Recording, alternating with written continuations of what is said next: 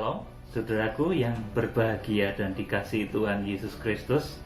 Saat ini saya akan kembali menyampaikan sebuah rahasia besar yang tersembunyi dari abad ke abad. Sekarang saya akan sampaikan rahasia Wahyu pasal 15 ayat yang ke-1 sampai ke-4. Saudara, saya akan membacakan, saudara simak baik-baik. Wahyu pasal 15 ayat 1, judulnya Nyanyian Mereka yang Menang.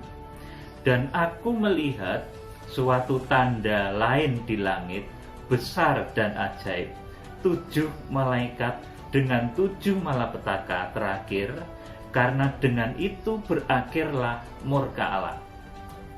Dan aku melihat sesuatu bagikan lautan kaca bercampur api, dan di tepi lautan kaca itu berdiri orang-orang yang telah mengalahkan binatang itu dan patungnya dan bilangan namanya. Pada mereka ada kecapi Allah, dan mereka menyanyikan nyanyian baru, hamba Allah, dan nyanyian anak domba, bunyinya, besar dan ajaib segala pekerjaanmu, ya Tuhan Allah yang Maha Kuasa, adil dan benar segala jalanmu, ya Raja segala bangsa. Siapakah yang tidak takut, ya Tuhan, dan yang tidak memuliakan namamu, sebab Engkau saja yang kudus, karena semua bangsa akan datang dan sujud menyembah Engkau, sebab telah nyata kebenaran segala penghakimanmu. Amin, saudaraku. Wahyu pasal 15 ayat yang ke-1 ini adalah tanda besar di langit, besar dan ajaib. Saudara, ada 3 tanda di kitab Wahyu ini yang tertulis. Wahyu pasal 12 ayat 1, seorang perempuan yang berpakaian matahari, bulan dan bintang, itu juga tanda di langit, tetapi bukan tanda besar dan ajaib. Saudaraku, itu tanda besar saja, saudaraku, tapi bukan besar dan ajaib. Kemudian di Wahyu pasal 12 ayat ketiga itu ada tanda lain, seekor naga merah padam. Kemudian Wahyu pasal 15 ayat yang ke-1 ini tanda besar dan ajaib. Saudaraku, saya akan memberitahu satu rahasia yang luar biasa terkandung di dalam ayat ini. Saudaraku, kitab Wahyu ini merupakan satu-satunya kitab penyempurna. Saudaraku, jadi setelah kitab Wahyu tidak ada kitab lain. Kitab Wahyu ini merupakan bagian terakhir dari Alkitab kita, dan satu-satunya kitab yang mengarahkan dan membawa jemaat itu menggenapi rencana Allah untuk tidak mengalami kematian tubuh. Ini hanya ada di dalam kitab Wahyu, saudaraku. Jadi kitab Wahyu ini satu-satunya kitab yang mengarahkan kepada jemaat Kristen di akhir zaman untuk hidup tidak mengalami kematian tubuh hingga menyambut kedatangan Tuhan Yesus, hidup-hidup kemudian diangkat dan diubahkan. Ini hanya terjadi, hanya ada di dalam kitab Wahyu. Saudaraku, sebelum itu tidak pernah ada kitab lain yang secara spesifik memberikan arahan, memberikan keterangan, membimbing umatnya untuk satu rencana Tuhan, yaitu hidup-hidup hingga Tuhan datang, tidak mengalami kematian hingga Tuhan datang. Ini hanya ada di dalam kitab Wahyu, saudaraku. Bahkan rahasia besar ini, saudara, dulu ditulis di dalam 1 Tesalonika 4 ayat 17, kemudian juga di dalam 1 Korintus 15 ayat 51 dan 52. Aku menyatakan kepadamu suatu rahasia bahwa kita tidak akan mati semuanya, tetapi kita akan diubah dalam sekejap mata. Saudaraku, dan kegenapannya nanti, saudara, nanti kita akan memperoleh hal ini ketika kitab Wahyu ini digenapi.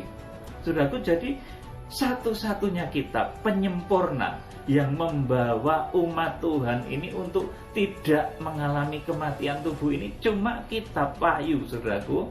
Tidak ada kitab lain. sebelum kitab Wahyu yang bisa mengalahkan maut, tidak mengalami kematian tubuh, Alkitab mencatat, yaitu hanya Henokh dan Elia. Mereka tidak mengalami kematian tubuh, melainkan diangkat hidup-hidup. Tetapi di akhir zaman ini akan ada satu jemaah besar, satu kumpulan besar orang banyak yang oleh karena dididik secara khusus, ditempa secara khusus, saudara, sehingga memahami rahasia zaman, menyucikan diri, menguduskan diri, sehingga ketika Tuhan datang, orang-orang yang masuk di dalam rencana Tuhan ini tidak mengalami kematian tubuh. Itulah istimewa dan dahsyatnya rahasia kitab Wahyu. Karena kitab Wahyu ini mengarahkan kepada hal yang begitu besar dan ajaib, saudara, maka di dalamnya ini rahasianya betul-betul susah dipahami, susah dimengerti tanpa bimbingan, tanpa roh wahyu, tanpa bimbingan dan kuasa dari Roh Kudus yang nyata.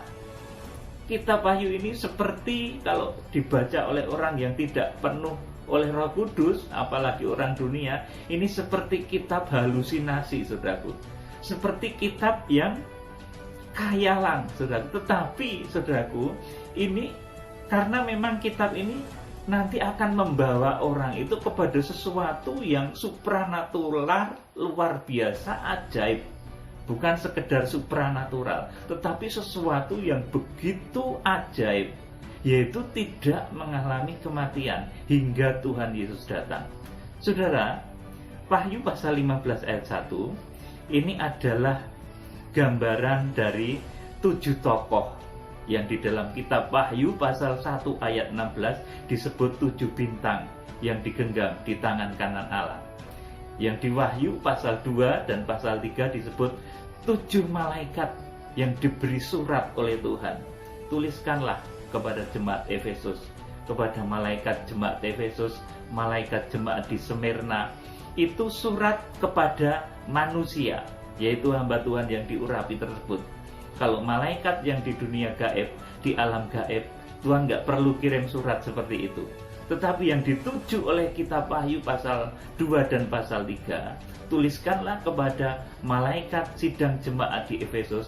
Itu adalah hamba-hamba Tuhan yang menjadi pelaksana kegerakan akhir zaman, yang menjadi pelaksana api kegerakan akhir zaman.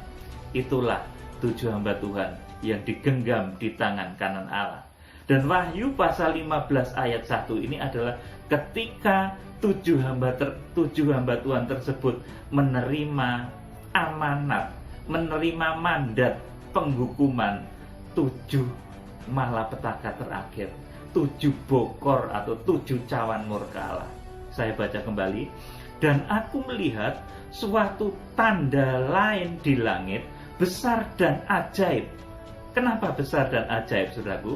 Kalau Wahyu pasal 12, saudara, di sana mempelai yang berpakaian matahari, bulan, dan bintang itu baru dikatakan tanda besar di langit. Karena mereka, saudaraku, baru mau diungsikan. Saudara perhatikan baik-baik.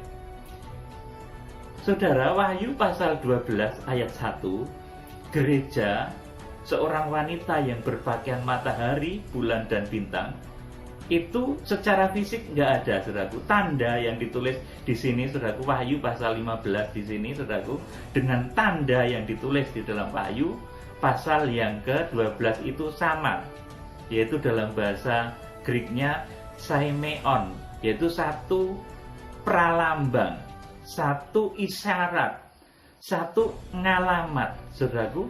Jadi ini merupakan satu sign, bahasa Inggrisnya, satu tanda, satu perlambang, saimeon, saudaraku. Jadi ini merupakan satu perlambang.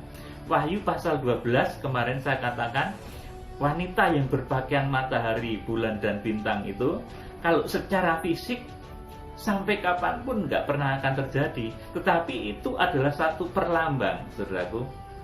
Kemudian Wahyu pasal 15 ini, saudaraku, ini juga satu perlambang. Jadi yang ditulis dalam Wahyu pasal 12 ayat 1, tanda besar di langit ini sama dengan tanda yang tertulis di dalam Wahyu pasal 15 ini, saudaraku. Ini juga merupakan satu perlambang juga, saudaraku. Di sini dikatakan, di sini tanda itu sudah besar dan ajaib.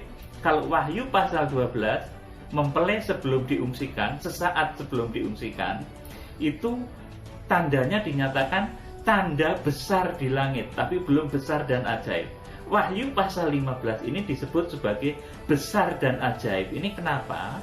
Karena pada saat itu gereja dan 7 tokoh ini sudah berada di satu tempat yang disiapkan oleh Allah, yang bahasa Alkitab Wahyu pasal 12 ayat 6 menuliskan tempat itu sebagai padang gurun pengungsian, tempat yang disediakan oleh Allah supaya dipelihara di situ selama 1260 hari.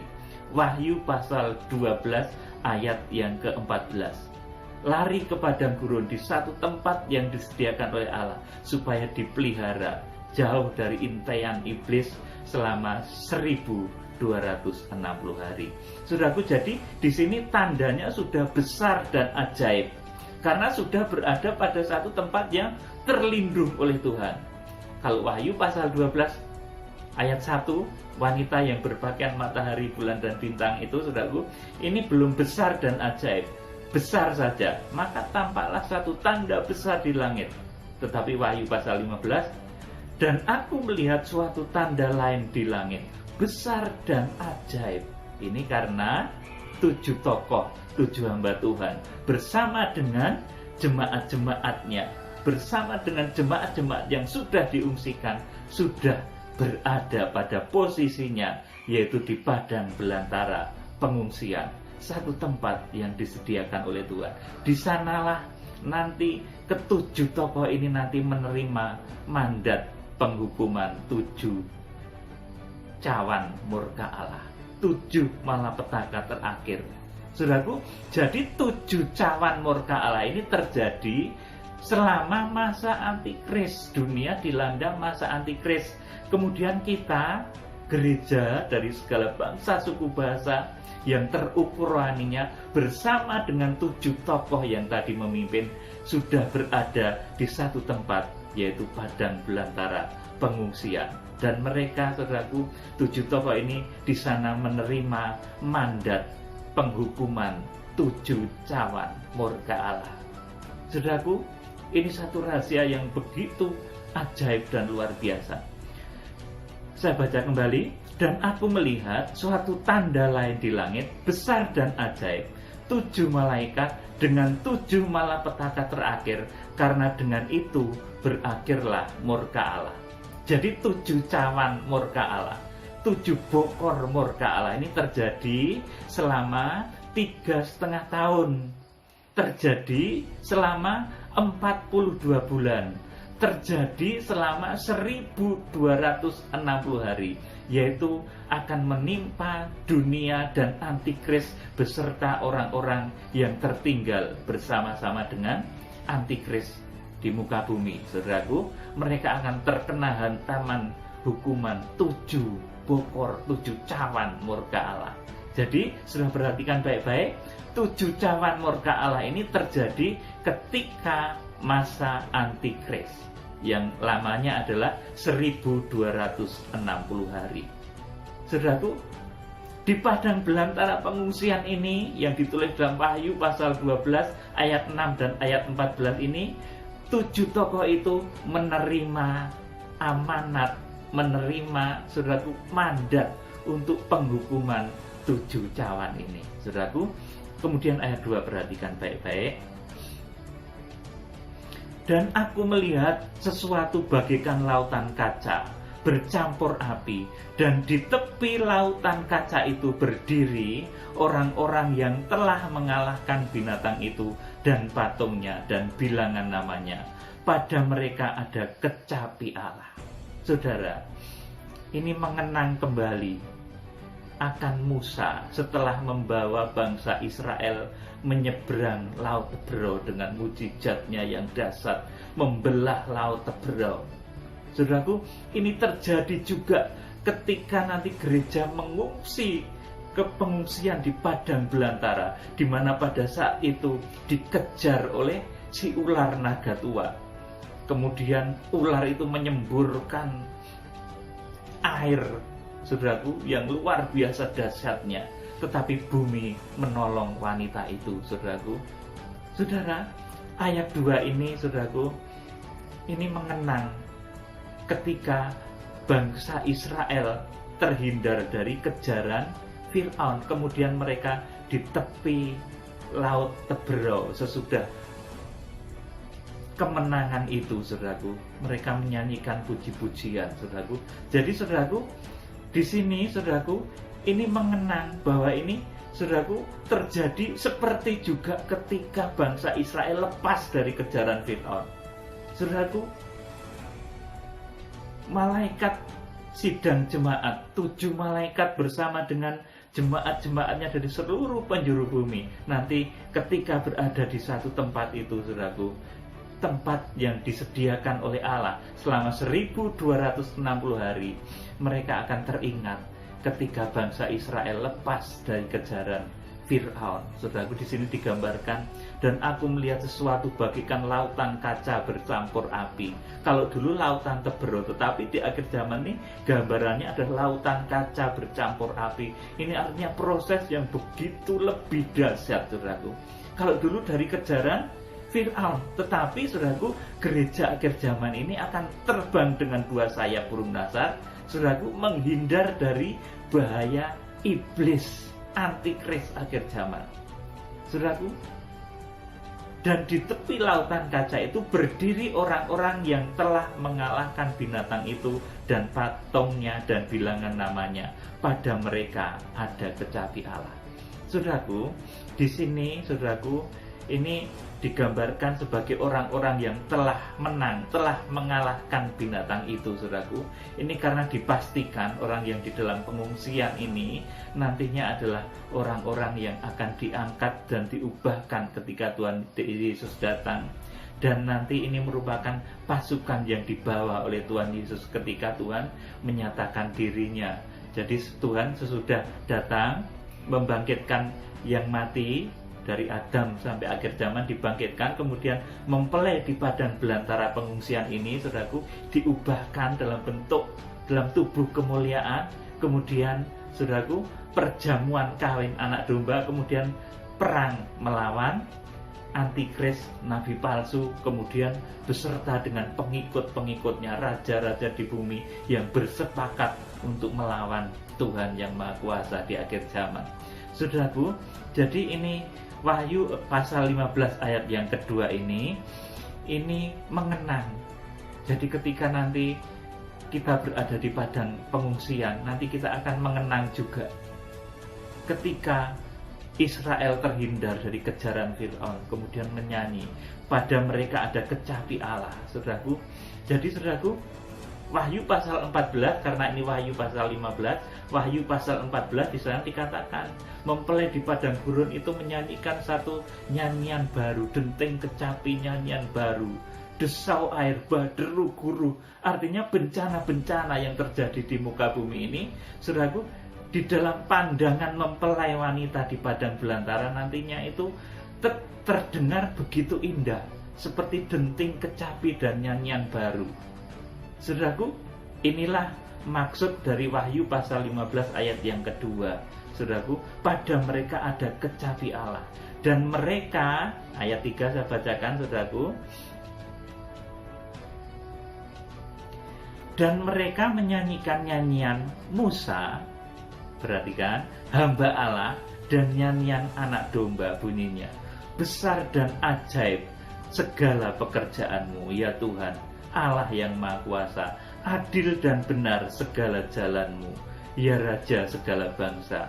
Siapakah yang tidak takut, ya Tuhan, dan yang tidak memuliakan namamu? Sebab Engkau saja yang kudus, karena semua bangsa akan datang dan sujud menyembah Engkau, sebab telah nyata kebenaran segala penghakimanmu. Amin. Saudaraku, jadi ayat yang ketiga dan keempat ini adalah orang-orang yang selamat, yang menang, mereka yang diungsikan ke padang belantara, mereka yang memahami rencana Allah, mereka yang memahami rahasia kitab Wahyu. Kemudian mereka akan diterbangkan dengan 2 sayap burung nasar besar mengungsi di dalam pimpinan ke-7 hamba Tuhan yang disebut dalam kitab Wahyu pasal 1 ayat 16 dan ayat 20 sebagai 7 bintang yang digenggam di tangan kanan Allah. Saudaraku, mereka adalah orang-orang yang memahami rencana Allah, tidak bersungut-sungut ketika menghadapi bencana yang menimpa bumi. Saudara, perhatikan baik-baik ini. Jadi, orang yang memahami rencana Allah ini tidak bersungut-sungut, tidak menjadi marah, tidak menggerutu ketika melihat, saudaraku, bencana atau berbagai macam malapetaka terjadi atas bumi. Saudara, banyak kali manusia itu jadi salah. Ketika bencana terjadi, manusia menjadi, wah, ini sesuatu yang sangat buruk, ini sesuatu yang tidak baik, kita harus tangking, kita harus usir dalam nama Yesus. Padahal itu atas kehendak Tuhan. Saudaraku, bencana terjadi, wabah terjadi, ini atas kehendak Tuhan. Saudaraku yang dikasihi Tuhan, jadi orang-orang yang memahami rencana Tuhan itu, mereka kalau melihat bencana, mereka kalau melihat satu musibah menimpa bumi, saudaraku, justru mereka berkata, saudaraku, ayat 3 perhatikan baik-baik. Ini orang yang memahami rencana Tuhan.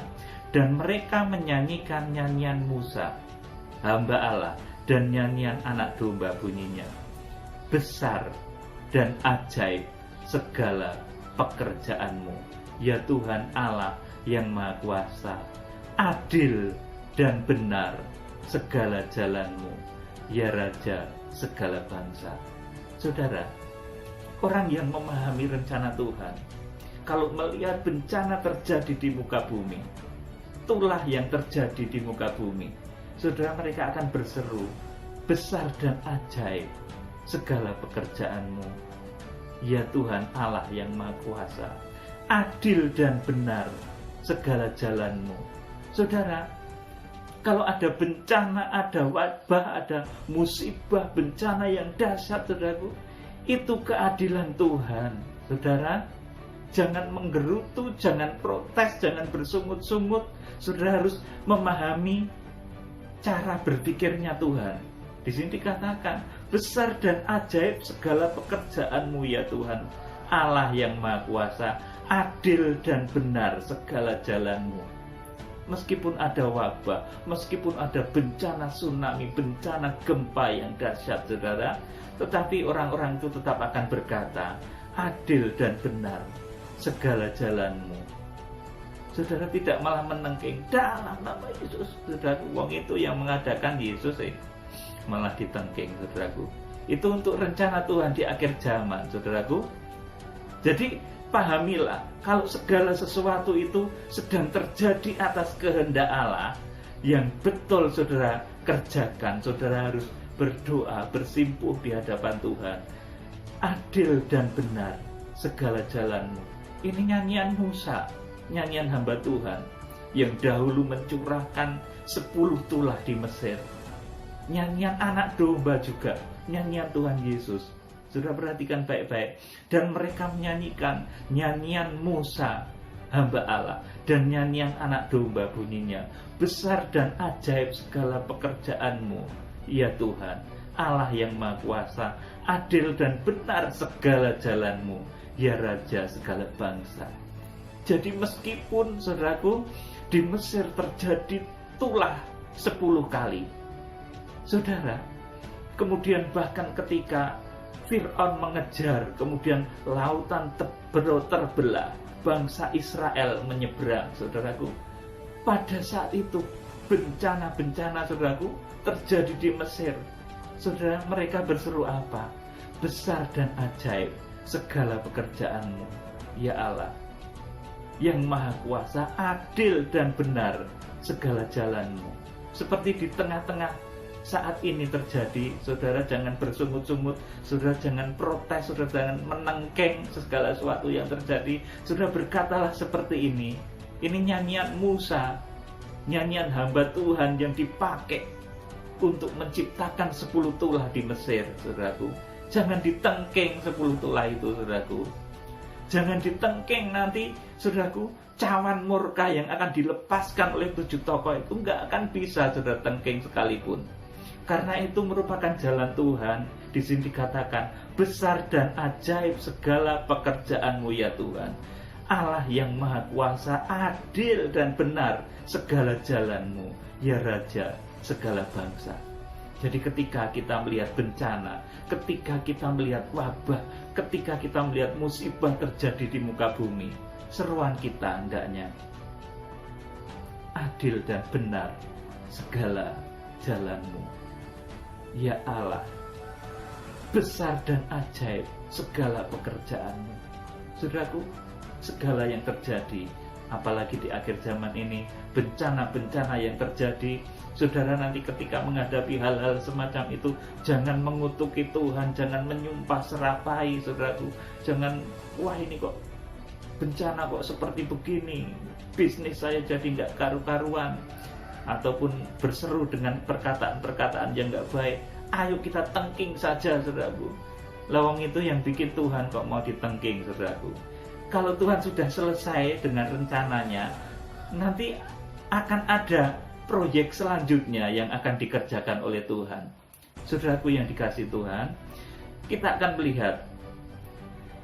Jadi ini orang-orang yang memahami rencana Allah ini, ketika melihat bencana, ini reaksinya dia justru berdoa dan berseru, besar dan ajaib segala pekerjaanmu ya Tuhan Allah, yang maha kuasa, adil dan benar segala jalanmu, ya Raja segala bangsa.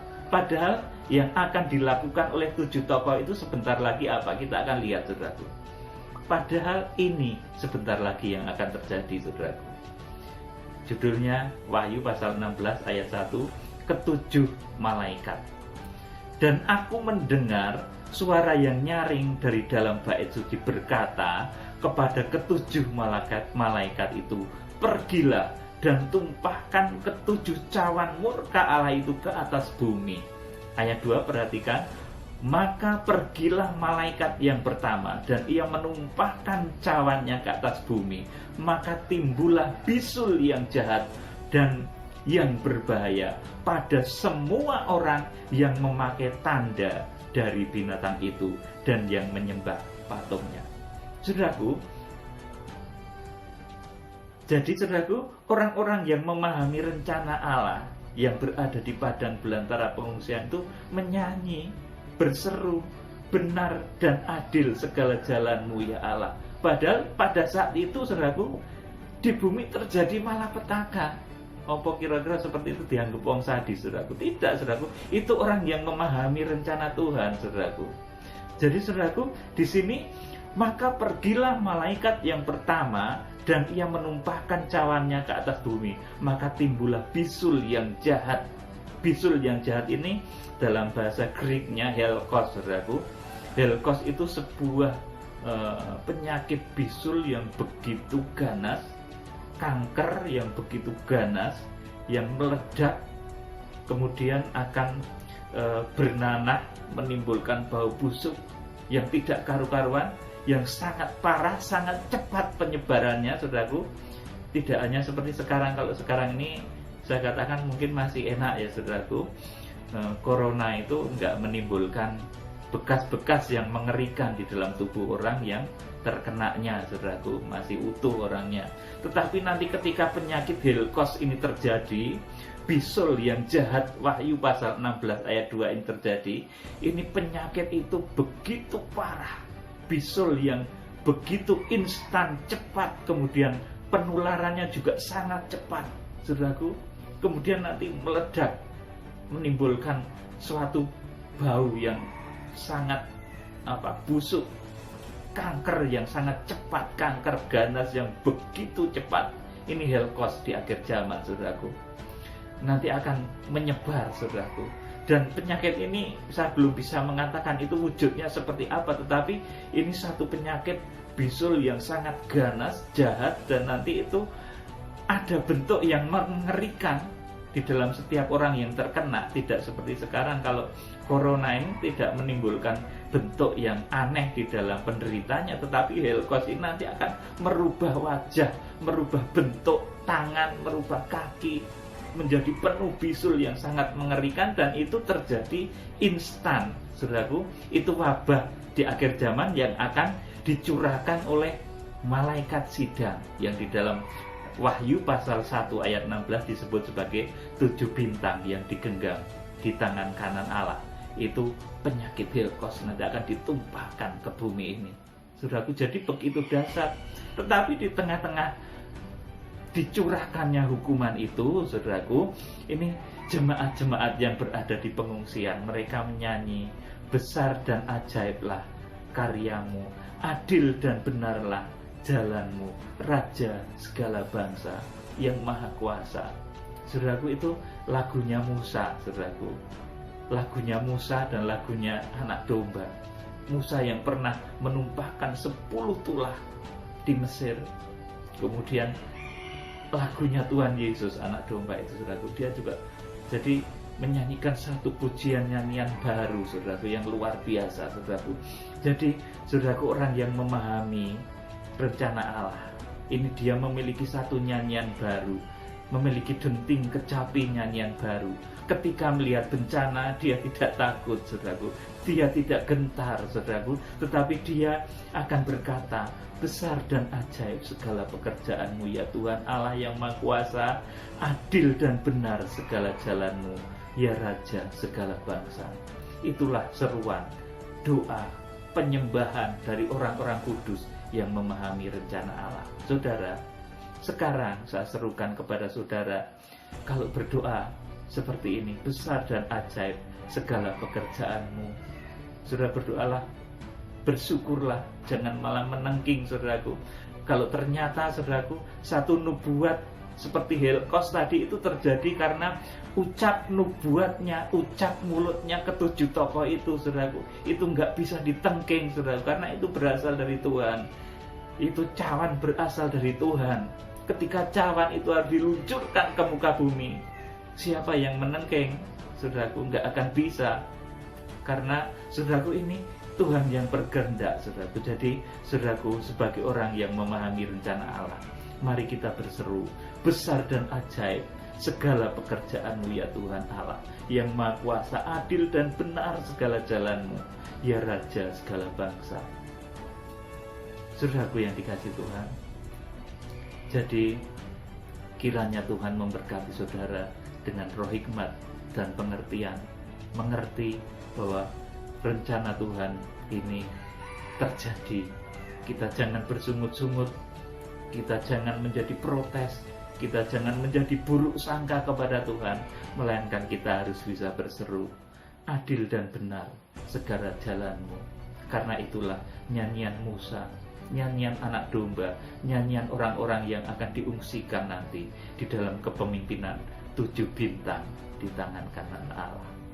Saudaraku, salam penuaian, Tuhan Yesus Kristus memberkati. Haleluya. Amin.